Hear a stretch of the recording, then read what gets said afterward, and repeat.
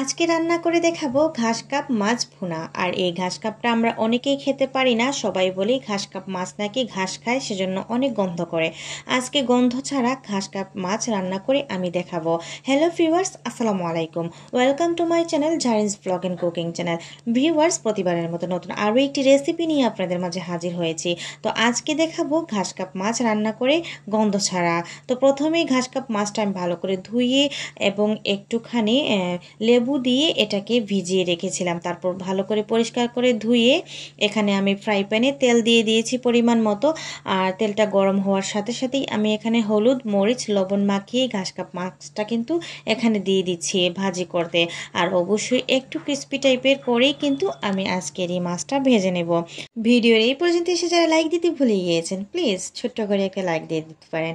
আর এই মুহূর্তে যে যেখান থেকে দেশ এবং দেশের বাইরে যে যেখান থেকে আমার ভিডিওটা দেখছেন, সবাইকে জানাই মনের অন্তরাত্মা থেকে দোয়া এবং ভালোবাসা।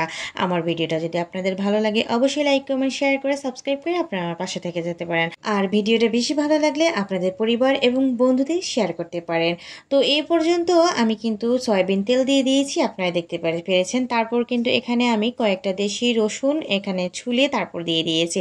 তারপর আস্ত জিরে আমি এখানে দিয়ে দিয়েছি। আর অবশ্যই সেই কাজটা আমি কিন্তু করি, আস্ত জিরে আমি কিন্তু সব রান্নাতেই ব্যবহার করি। দিয়ে দেব এখানে 3টার মতো পেঁয়াজ কুচি কেটে। আর অবশ্যই পেঁয়াজটা এবং রসুনটা লাল হলেই কিন্তু আমি মশলাগুলো অ্যাড করে নেব। তো এখানে আমি টমেটোটা আগে দিব, কারণ টমেটোটা যত মানে নরম হবে ততই কিন্তু এটার টেস্ট আরও বেড়ে যাবে। তো এই পর্যন্তই কিন্তু টমেটোটা আমি 2 মিনিটের মতো কিন্তু এটাকে ভেজে নিয়েছি। তারপর কিন্তু এখানে আমি রসুন বাটা দিয়েছি 1 চামচ এবং আদা একটুখানি দিয়েছি। আদাটা অপশনাল, আপনি দিতেও পারেন না দিতেও পারেন, তবে আমি একটুখানি আদা দিয়েছি। এই মুহূর্তে আমি ঢাকনা দিয়ে 3 মিনিটের মতো রেখে দিয়েছি এবং ঠিক 3 মিনিট পর চলে এসে দেখি আমার টমেটোটা একটুখানি সিদ্ধ হয়ে গিয়েছে। এই পর্যায়ে ভালো করে কিন্তু আমি কষিয়ে নেব।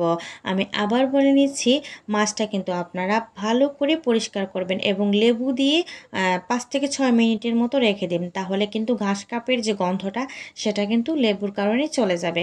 তো এই পর্যায়ে এসে আমি 1 চামচ এখানে মরিচ গুঁড়ো দিয়ে দিয়েছি এবং হলুদ গুঁড়ো দিয়েছি আধা চামচ, ধনে গুঁড়ো জিরা গুঁড়ো আমি 1 চিমটি পরিমাণ করে দিয়েছি, কারণ এটাতে বেশি তিতা হয়ে যাবে সেটার কারণে। তো এখন আমি লবণ দিয়ে দেব স্বাদ মতো।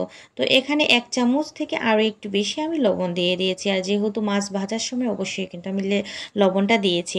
তো এই পর্যায়ে এসে মাছটা আগে থেকে যে ভেজে রাখা এটাই কিন্তু এখানে দিয়ে ভালো করে এখন একটু কুসুম গরম পানি দিয়ে তারপর কিন্তু মাছটা আমি কষিয়ে নিয়েছি।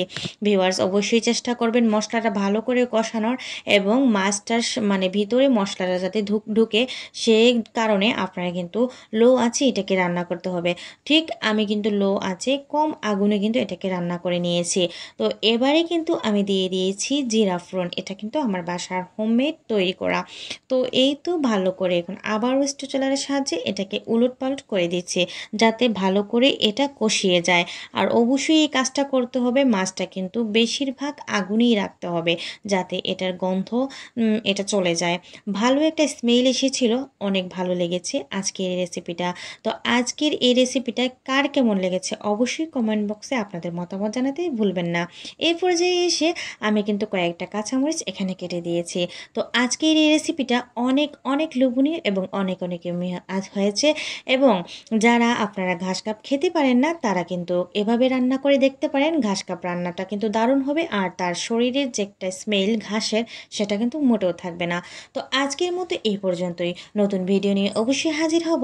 সে অবধি সবাই ভালো থাকবেন, সুস্থ থাকবেন। থ্যাংকস ফর ওয়াচিং অ্যান্ড আসসালামু আলাইকুম।